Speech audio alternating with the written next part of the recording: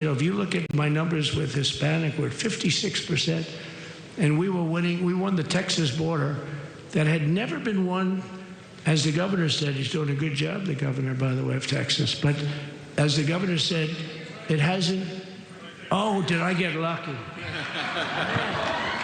Did I get lucky? Supposing I said, you know, he's not here, but the governor of Texas has done a terrible job. Wow, look at you. You mean we couldn't get you up in the front row? I tell you.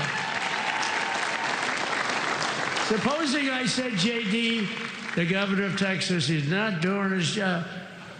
You heard what I said. See, I didn't know you were there. I said he's doing a great job. He's doing a phenomenal job. But now you're going to have a partner that's going to work with you because you didn't have, not only didn't he have a partner, he had people selling the wall, right? We have a fence structure that we worked on, the governor worked on with me.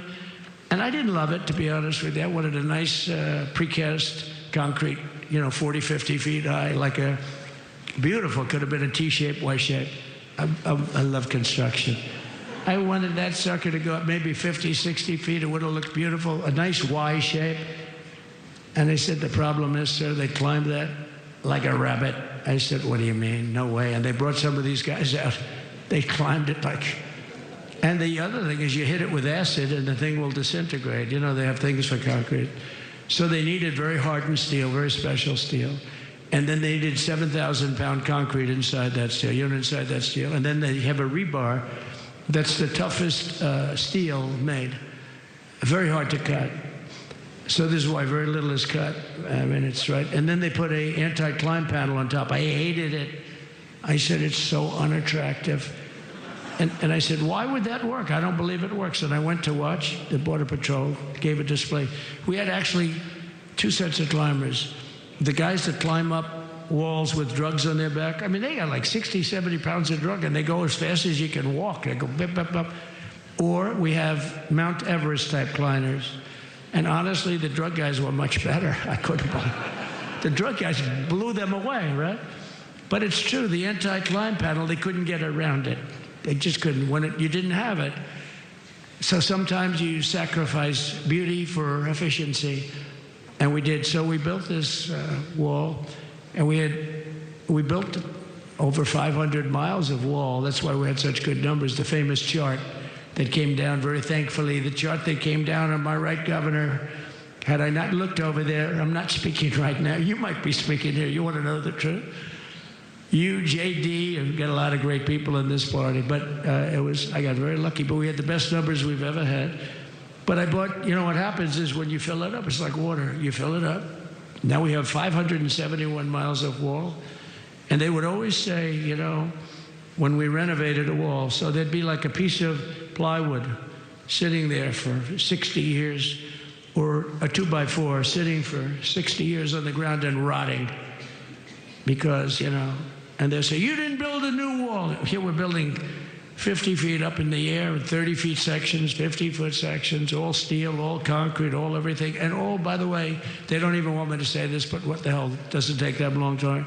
They're all wired for all of the equipment. We put wires in everything so they can easily wire for all the different types of equipment. And if there's a doubt, we have to wire. Whenever we just look, you just find the wires all over the place up top, so we can just hook it up. We don't have to have wires on the outside, which wouldn't do too well, right? So anyway, so we built an extra 200 miles of wall, and the governor wanted to buy it. He tried to buy it, and they wouldn't sell it to him. He wanted to put it up himself. Could have been done in 3 to 4 weeks, 200 more miles, because when you do it, now they just keep going further out, further out, further out, getting around. So we did an extra 200 miles, and it was all bought. And they announced that they're not going to put it up. And that's when I realized they wanted open borders. And that's when I realized that people are going to come pouring through the wall like nobody's ever seen before. But you've seen it. A lot of you are here because of that. I made it my #1 issue. They all said inflation was the #1 issue. I said I disagree. I think people coming into our country from prisons and from mental institutions is a bigger issue for the people that I know. And I made it my #1. I talked about inflation too, but how many times can you say that an apple has doubled in cost? I'd say it. and I hit it hard, but then I go back to the fact that we don't want criminals coming into our country. We don't want the jails of every country in the world virtually being deposited into the United States. And that man had to suffer with it. And he did an unbelievable job. I'll tell you, he was a very popular governor, but now he's like an unbeatable governor because of your border policies. He was fantastic. And he really was. So. Governor Abbott he's a great man, great leader. And, but it did make him did you do it? You didn't do that for politics. You did it because you wanted to do the right thing. But I'll tell you, it sure as hell worked for politics, too. It's self-preservation, that's right. But no, because the people are demanding it. The people of Texas are demanding it. The people are demanding it all over. So anyway, so we built it, and they wouldn't let us use it. They wouldn't let the governor use it. And other governors, they wouldn't let him use it.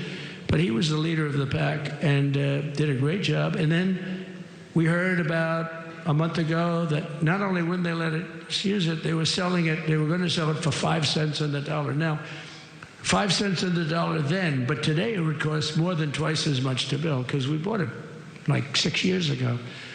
And it was just sitting on the ground, and that does not do well for the whole thing. But it was just sitting on the ground, and I heard about it, and I called the governor, and I called a lot of people, your attorney general. And here's the story. They were going to buy it, and these are great business people. They were going to buy it for 5 cents on the dollar or less, and they were calling us up, we'll sell it to you for 200 cents on the dollar. In other words, it will cost you twice as much, so it's 200 cents on the dollar. I said, can somebody explain that to a judge? I mean, how corrupt is that? You'd think they'd say, maybe we'll sell it to you for 20 cents, 30 cents, but not 200 cents. So they were going to buy something for 5 cents, and they were going to sell it to us for a fortune. They were going to make it be, they'd have it down in Fortune magazine, they'd put it of the deal of the year, okay? You buy something like that. But it was so corrupt and so horrible. And when we told that to the administration, they didn't care. They just kept going forward. They couldn't care less. And they kept going forward. They knew that they were trying to sell it back to us. They would have sold it back to us. You would have ended up buying it. You would have paid probably 50, 60 cents, who knows. But they were going to use it for scrap metal, but then they made a much better deal. They could just buy it and sell it to us for 15, 20 times what they paid. 20 times, think of it, like 20 times what they paid. And we wouldn't let it happen. And the governor with his attorney general, Ken Paxton, they made a fantastic, they're a good lawyer. He's pushed around pretty good by people, right? I said, you got a great attorney general. They should leave him alone. He was with me. But Ken and the governor went to court, and a judge actually became incensed and actually called for an investigation. How could a thing like this happen? So he stopped it. So we're waiting to put that wall up. And now that you have a new president, that wall will go up so fast. The governor will complain, sir. This is Greg Abbott, sir. Please, the wall is going up too fast. Please don't do that. You know the story about winning. No, we're going to win too much. We're winning too much. Please, let's stop. People always love that one. We'll do this with the wall. Governor Abbott calls, sir, the wall is going up too fast. We can't take it. We just can't take it. No, I think you'll be very happy if the wall goes up too fast, right? But we'll get that dude, and we'll work with you on that. But it was a great decision by a great Texas judge, right? And it was beautiful, beautiful to watch. We stopped them right in their track. I mean, they were literally loading this stuff onto trucks. It was terrible. Honestly, it was terrible. And he wouldn't take it. So I'm so glad I mentioned that they have a really good governor in Texas. And I swear I didn't know he was here. I swear to you, it sounds like a setup. I didn't know you would end. Did I get lucky? I said the right thing. Because there have been moments when I wasn't so happy with him, you know? But not too many, I can tell you that. So anyway, it's good to see you too, Governor. Great. But I just want to thank everybody. You've been incredible. I recognize so many of you. It's so crazy. But this has been a long journey. This was a journey that started in 2015, probably started 20 years before that. People used to say, you're going to run for president? You're going to run? And I always said, no, I don't want. And then one day I said, let's give it a shot. And what I talked about then was the border, too. I think it probably was the number one issue for me. Back in 2015, 2016, I talked about the border.